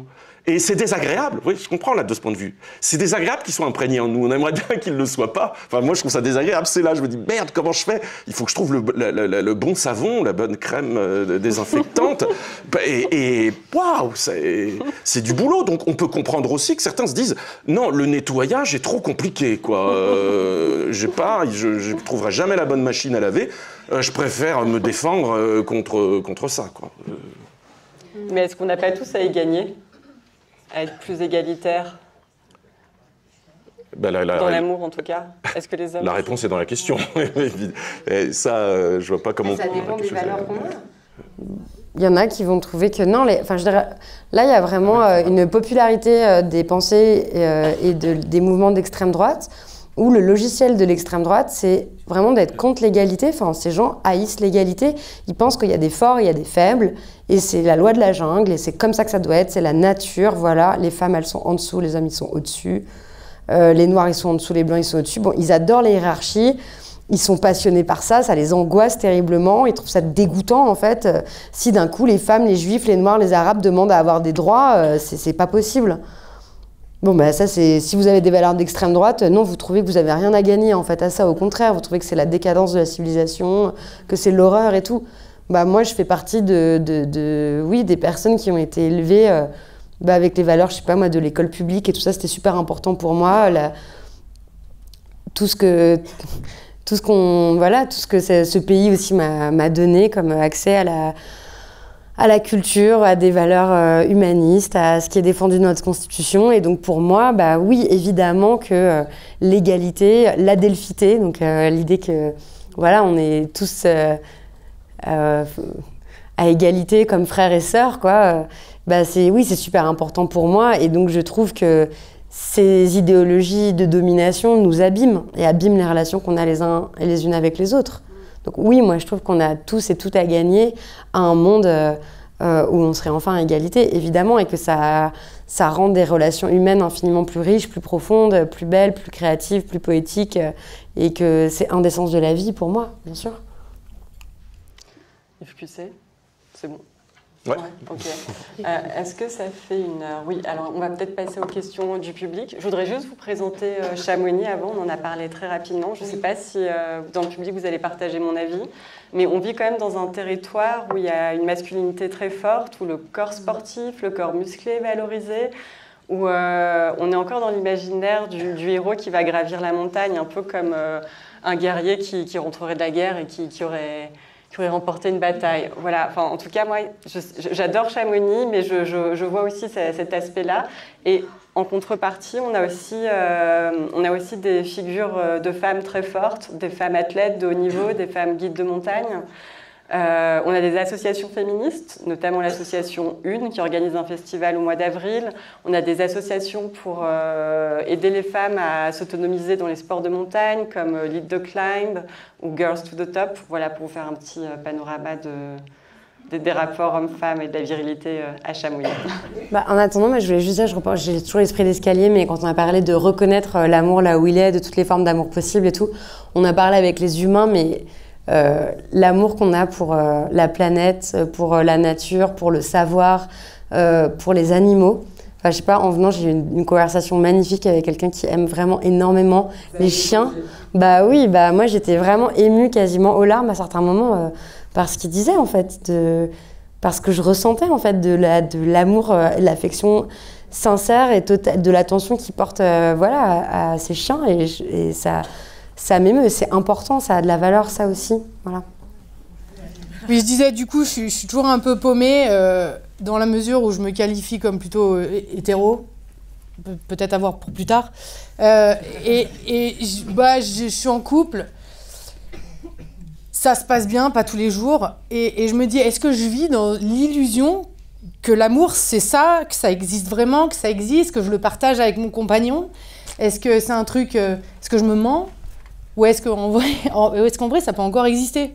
Est-ce que ce truc de rapport un peu avec cette image un peu à l'ancienne, comme nos parents, est-ce que je me mens à moi-même ou est-ce que c'est un truc qui peut... C'est encore OK, tu vois? On questionne tous les jours, mais est-ce que c'est un truc où est-ce qu'on vit dans une illusion de croire que c'est quelque chose qui est vrai? Je sais pas, en tout cas, moi, ce serait vraiment triste pour moi si ce travail-là, il suscitait des angoisses par rapport à de nouvelles normes, que être une fille féministe bien, ce serait de rejeter le couple et l'amour et tout, pas du tout. Moi, je dis juste... j'encourage juste, en fait, les personnes à se fier à ce qu'elles ressentent, justement. Et à réfléchir en fait à ça, à ces pratiques, à pouvoir poser des questions, à pouvoir fabriquer en fait les relations qui nous conviennent aussi, à pouvoir en parler aux autres. C'est juste parti aussi d'un constat de ma part, après avoir écouté vraiment des milliers de personnes, enfin je pense vraiment des milliers entre les courriers reçus, les années que j'ai passées à vivre dans une communauté où tout le monde me racontait sa vie, de toutes les histoires d'amour.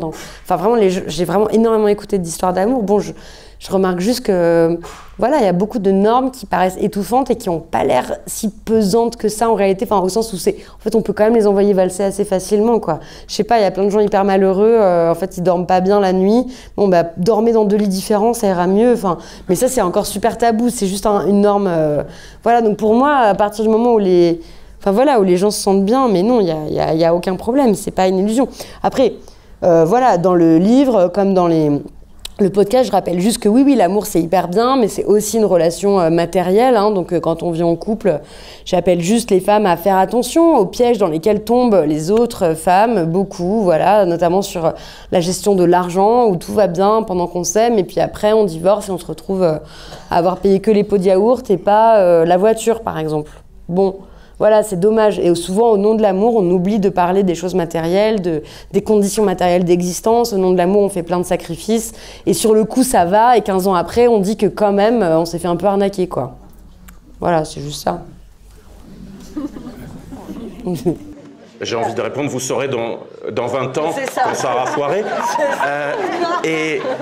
Non, mais je dis ça sans ironie, en fait. Enfin, parce que moi, tout ça est toujours assez comique, mais il y a un mot, Victoire l'a utilisé là, mais c'est la première fois qu'on l'utilise, mais parce qu'on est forcé de le faire avec votre question.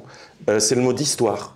Et il y a moi, quelque chose à quoi je suis attaché, c'est encore, on peut douter de l'amour, on peut douter du couple, mais la vie, c'est le risque de l'histoire. Donc, on ne peut pas avoir posé des garanties par avance. On ne peut pas dire, je veux les garanties par avance que ça va fonctionner avec cette personne, que c'est la bonne. Dans ce cas, l'histoire n'existe plus. Donc, forcément, le risque de l'histoire, c'est le risque de l'échec. Mais encore heureux que la vie est encore faite d'histoire et donc de ce type de risque existentiel. Voilà. Oui, enfin, mais malgré tout, si vous pouvez mettre votre nom sur l'emprunt immobilier de la maison et aussi voilà, faire les comptes. Pour le risque existentiel, ouais. Voilà. Non, mais c'est ça pour voilà, parce que les risques existentiels, d'accord. Maintenant, voilà, c'est important quand même de regarder en face, voilà, la gestion des ressources rares que sont l'argent, le temps de sommeil, la liberté de mouvement, les moments de solitude. Voilà, et de comment... Bon, parce qu'encore une fois, au nom de l'amour, comme norme de l'amour, ces questions-là, on n'est pas censé y penser, on n'est pas censé...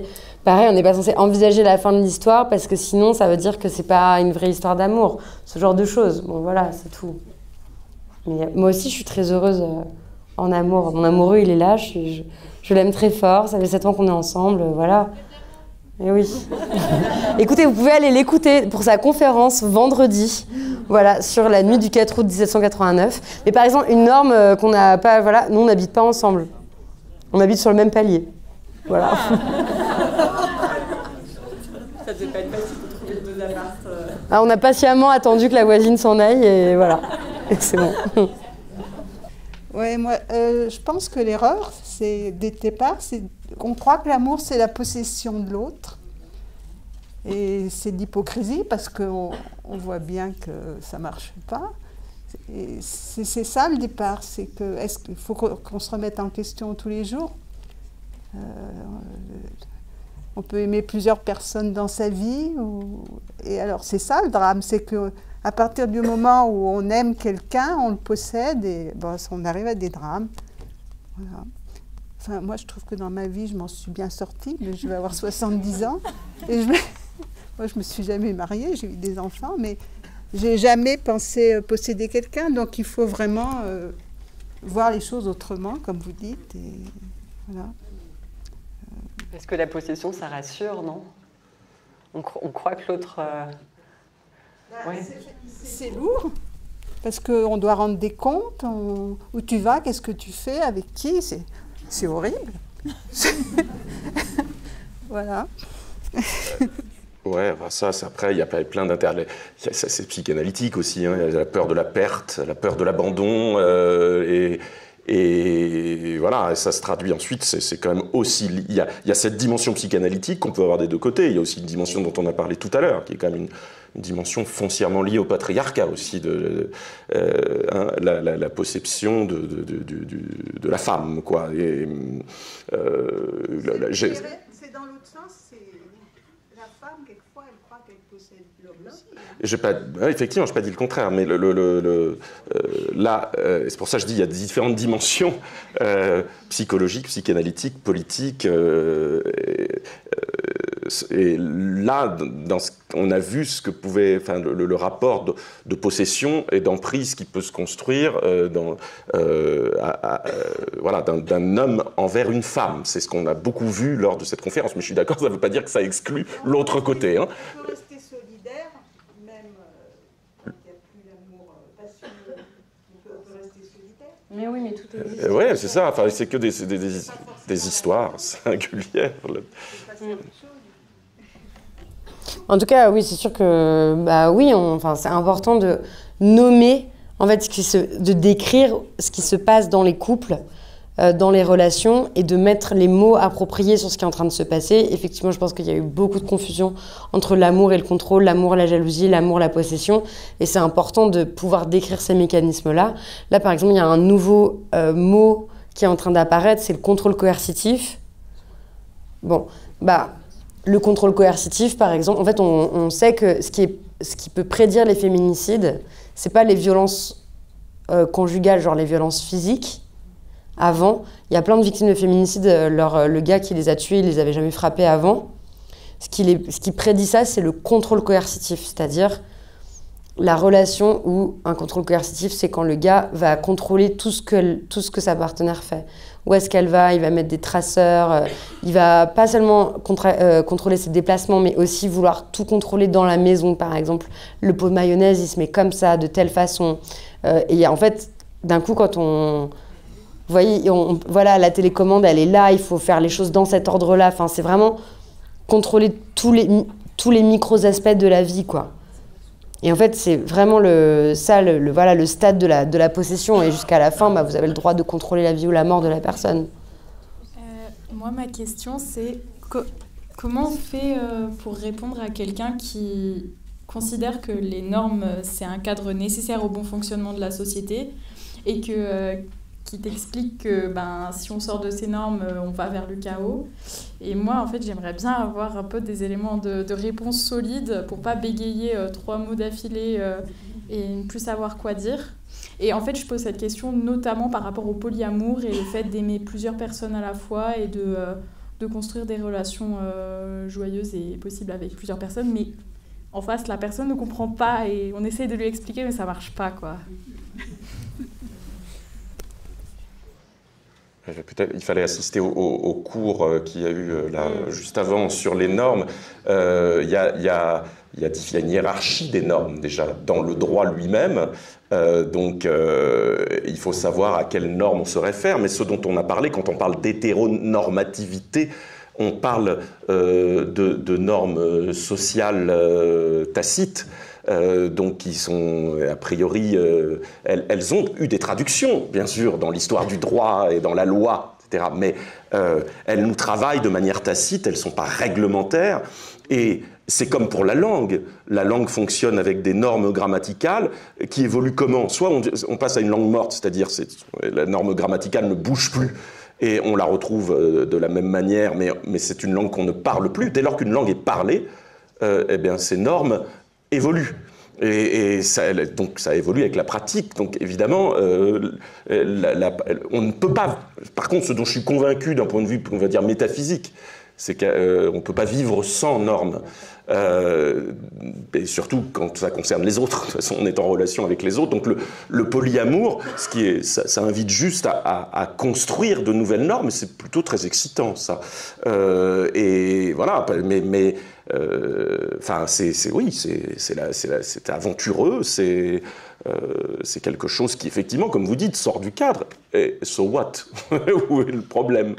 Que ça dérange certaines personnes qu'on sorte du cadre, c'est pas ça qui doit vous interdire de le faire. Enfin, ça, c'est pas une norme, en revanche. Que certaines personnes ne soient pas contentes qu'on sorte du cadre ne constitue pas une norme. Voilà. Et donc, on peut très bien les déranger, voire même les dégenrer, parfois. Il y a une question de Laurane. Moi, je suis tout récemment devenue maman et ma question concerne les enfants. Comment aimer aimer les enfants de telle sorte que eux apprennent à aimer correctement plus tard pour les générations futures. Voilà, c'est tout. Comment les aimer de sorte qu'ils apprennent à aimer? C'est très clair. Qu'est-ce que vous en pensez?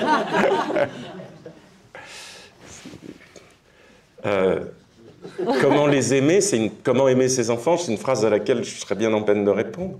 Donc, à partir de là, et comment aimer de manière générale, ça pourrait être, ça c'est bien. D'ailleurs, moi j'ai dit, c'est comment faire n'importe quoi, mais pas n'importe comment. C'est la seule méthode qu'on puisse donner, c'est celle du foirage. Ça, on peut donner donner une feuille de route pour échouer. Mais savoir comment positivement aimer, heureusement qu'on donne pas de feuille de route pour ça. Après, on en a tout. Je dirais que aimer, c'est avoir l'intuition. C'est aussi ça, c'est avoir quelque chose comme l'intuition de ce qu'il faut faire. Si on ne sent pas cela avec ses propres enfants, s'il n'y a pas cette dimension intuitive, s'il n'y a pas ce désir de les laisser être, ce qu'ils doivent devenir, quoi. C'est le même problème, l'amour de ses enfants, que l'amour des autres, les laisser être. Et c'est encore peut-être plus compliqué avec ses enfants, parce qu'on parlait de possession tout à l'heure, mais d'ailleurs on dit mes enfants, on les fait, comme si on les fabriquait, comme si ça sortait de nous, et que même genre...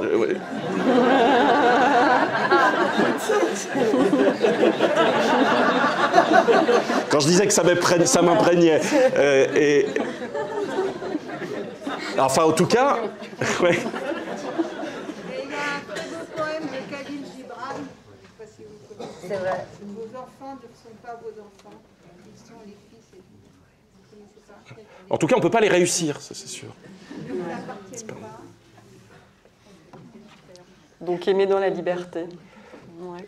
Aimer avec cette difficulté qu'il y a, évidemment, il y a une obligation, il y a une norme là, il y a celle de les protéger de ce qui les menace, les protéger eu égard à leur vulnérabilité et à notre devoir d'adultes et de parents. Ça c'est évident, ça c'est une norme, c'est une norme minimale. Mais ensuite, comment les aimer?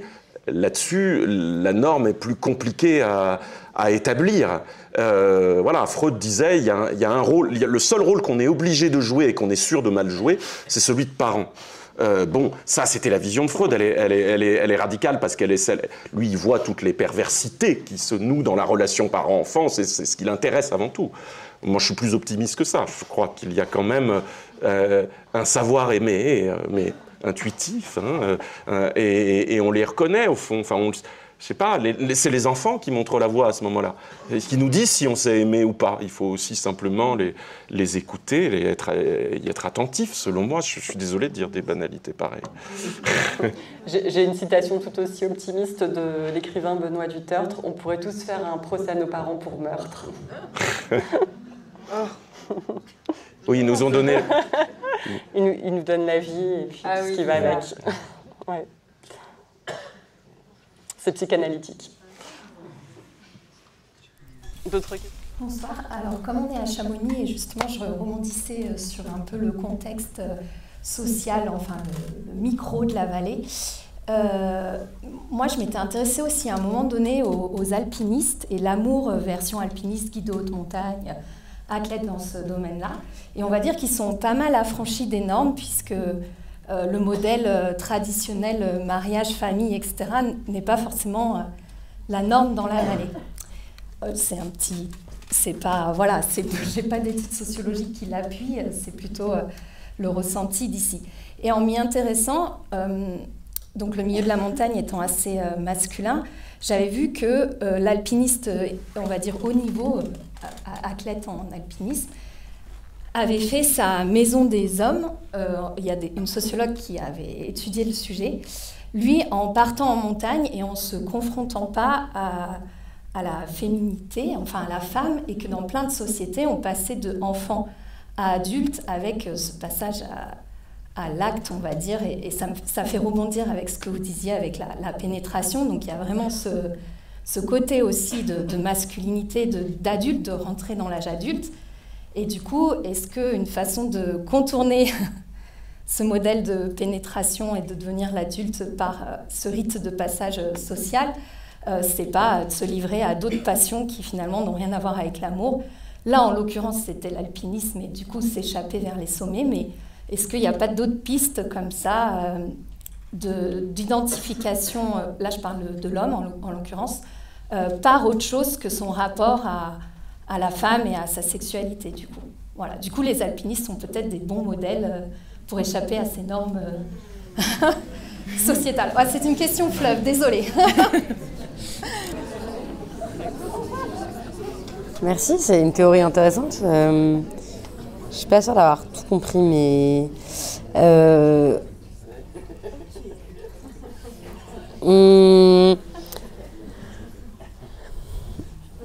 en tout cas, on a vraiment besoin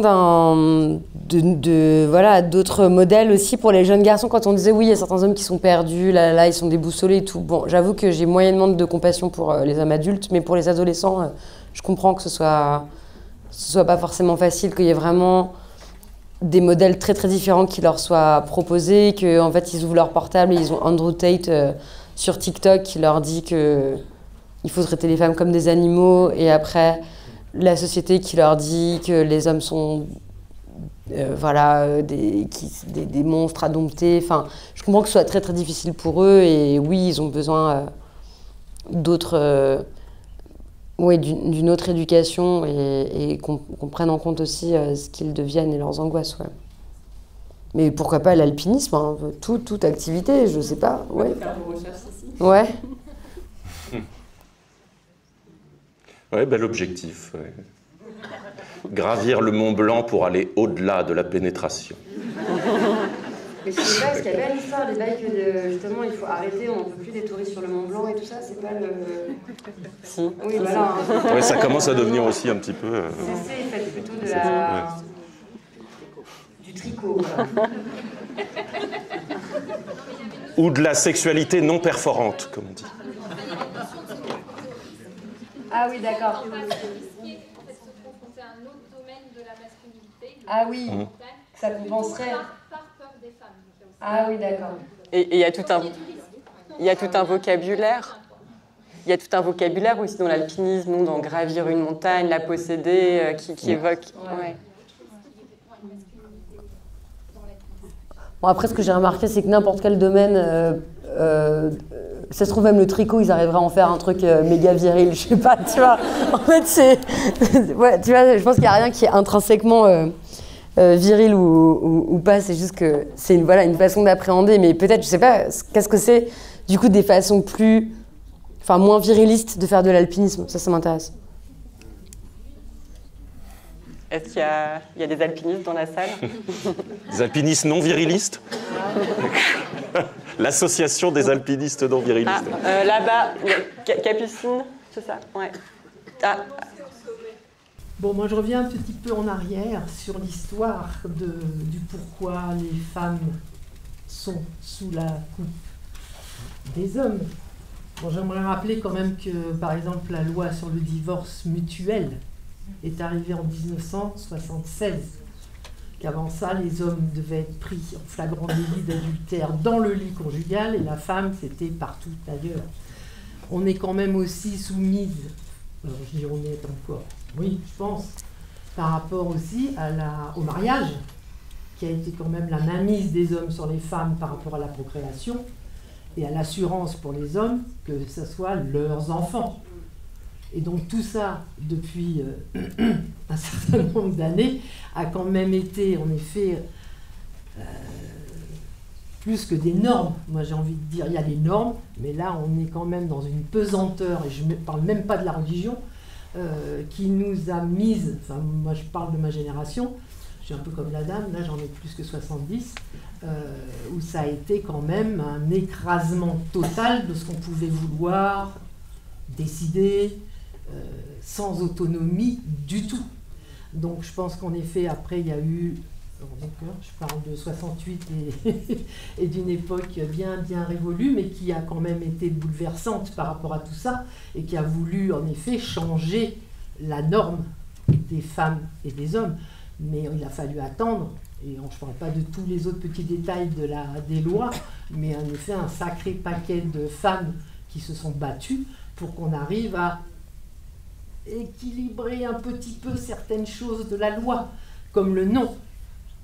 On n'a jamais été obligé de porter le nom de nos maris. Et pourtant, voilà. Donc voilà, il y a plein de petites choses comme ça. Donc je pense qu'en effet, alors c'est pas pour enlever la notion d'amour, mais je pense qu'en effet, à un moment donné, le réveil à la liberté de l'amour vis-à-vis d'un homme, d'une femme, ça c'est pas le propos. Pour moi, c'est normal, c'est voilà.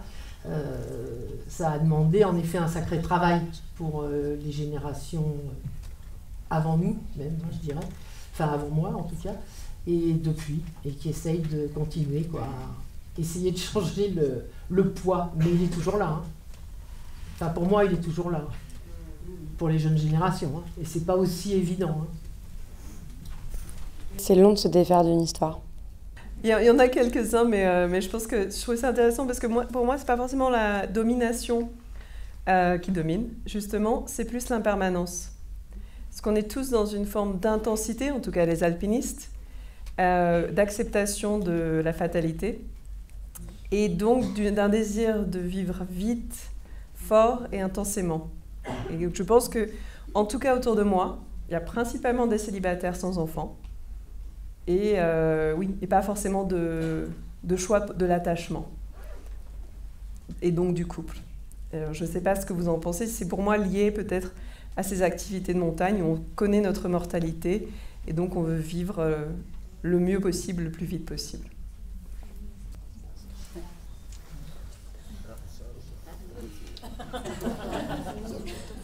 Si, bah, que ça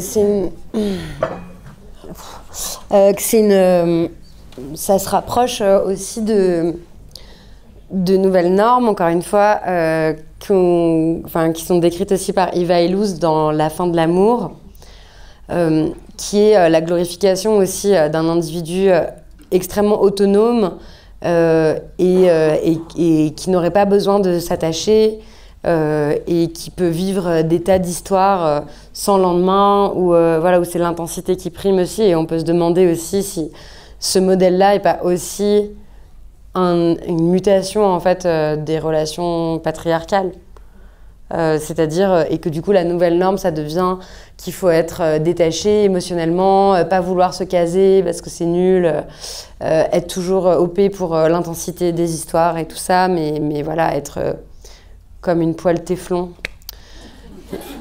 Et c'est vrai que c'est pas un horizon forcément très désirable, enfin pour moi, le devenir téflon des relations amoureuses.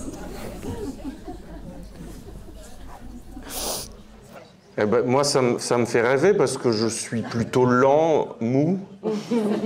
Je recherche la sécurité et j'ai toujours été traversé par l'irrépressible fougue de ma tiédeur et de ma léthargie. Donc, il faudrait un petit stage à Chamonix, quoi. Un peu plus long. Mais voilà, il faudra des formateurs solides, quoi. Il y en a, vous inquiétez pas. Moi, je me questionne beaucoup sur la question de l'engagement. Un peu plus, comme ça. Je me questionne un peu sur la question de l'engagement. Alors oui, il y a le rapport à la montagne ici, mais pas que. Je trouve que le rapport à l'engagement a vraiment changé au niveau de l'amour, mais au niveau de plein de choses. Plus personne veut s'engager nulle part dans aucune relation sentimentale, professionnelle. On a tous un désir vraiment profond de liberté, mais vraiment, pourquoi on s'engage plus ? Quel est votre... Ça veut dire quoi s'engager, du coup ? Comment ? Est-ce que vous pouvez donner des exemples de ce que ce serait s'engager ? Faire confiance pleinement, se dire la fidélité, la loyauté, mais dans une relation, pas forcément de l'exclusivité, mais il y a une espèce de confusion entre la possession. J'ai l'impression qu'on veut tellement fuir du coup ces modèles de possession que maintenant on veut plus s'engager nulle part. On se dit oulala, se revoir, s'engager, non, enfin je sais pas, il y a une espèce de frein par rapport à ça et je me questionne beaucoup. Quel est votre regard par rapport à ça ? Je comprends assez ce que vous dites et ce que je disais un peu tout à l'heure aussi, il y a aujourd'hui une peur d'entrer dans une histoire, quoi. Comme si le fait de mêler notre histoire personnelle à l'histoire de quelqu'un d'autre allait nous faire perdre notre propre histoire. Comme si chacun devait suivre une route singulière et qu'on était quand même menacé par les chemins qu'empruntent les autres. Enfin, je sais pas, moi je trouve ça beau, la croisée des chemins. Et voilà, moi je suis un peu romantique à ce niveau-là, sans doute, je pense. Et ce que vous appelez engagement, j'appellerais ça, oui, d'accepter cette croisée inattendue des chemins et de voir où elle mène. Voilà, d'accepter de voir où elle mène, de vivre, comme je disais, une histoire à deux ou avec d'autres normes, à deux hommes, à deux femmes, à trois hommes, enfin, ça peu importe la norme, on la définit ensemble, mais ça relève de l'acceptation d'abandonner. Ouais, il y a encore cette peur de la perte, quoi, quand même, hein, aussi, qui est toujours là. On parlait de perte de repères, on parlait de volonté de posséder. Alors on veut peut-être plus posséder l'autre, mais on veut posséder sa propre histoire et qu'elle nous appartienne définitivement. Il y a ce désir qui me paraît assez prégnant, mais je ne sais pas jusqu'où, hein, moi je n'ai pas fait d'enquête là-dessus. Voilà. C'est bon. Une dernière question. Une question par rapport à l'histoire, parce que pour dire qu'à chaque question, j'ai eu plusieurs questions, mais je vais finir avec ça. Donc je vois que de plus en plus les gens ils habitent dans des maisons séparées. Et est-ce que c'est une question d'âge ou est-ce que c'est une question de liberté, justement, pour garder cette liberté? Et c'est une question pour toi, merci. Ah oui, moi c'est une question de statistique. Hein. C'est-à-dire, en fait, je vois comment ça se passe mal. Non, c'est vrai, dans la cohabitation. Non, c'est pas que ça se passe mal, c'est qu'en fait, statistiquement, la cohabitation en couple hétérosexuel a l'air de dériver, sans que l'un ou l'autre ne l'ait décidé, vers un accroissement très fort du travail domestique pour les femmes, en fait. Voilà, donc ça c'est une chose. Mais bon, même si les expériences de cohabitation avec Bertrand Guillot se sont fort bien passées et qu'en fait, peut-être qu'il en fait même un peu plus que moi, je ne sais pas. Non, c'est de mon côté, non, mais c'est un choix, enfin, je sais pas, je mène du sien aussi.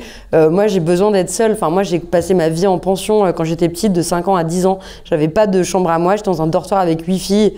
J'avais pas de chambre à la maison non plus. Moi, je veux ma piole à moi, c'est tout. Enfin, c'est Virginia Woolf, c'est la pension, c'est voilà, et c'est la possibilité matérielle aussi. On n'a pas d'enfants, donc voilà, on n'est pas obligé de cohabiter.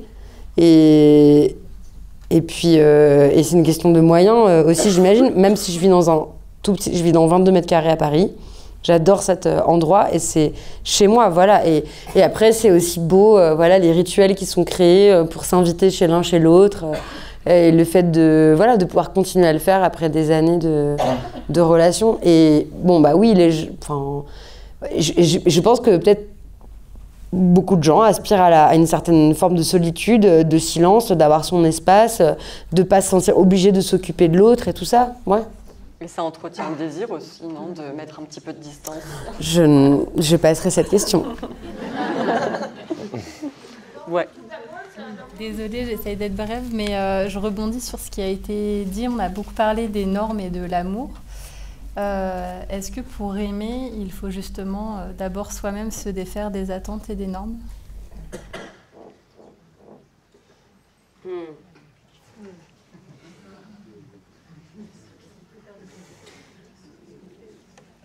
Tous les il faut, je sais pas ce qu'il faut faire. Je sais pas ce qu'il faut faire. En tout cas, ça a l'air d'être intéressant et de vous intéresser, de questionner et de tous nous intéresser, de questionner ces attentes et ces normes et de les regarder avec curiosité et de voir quelle distance on a avec elles.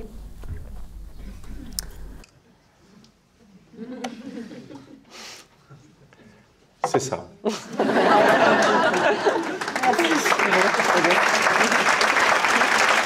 arrête là. On arrête là. Ouais.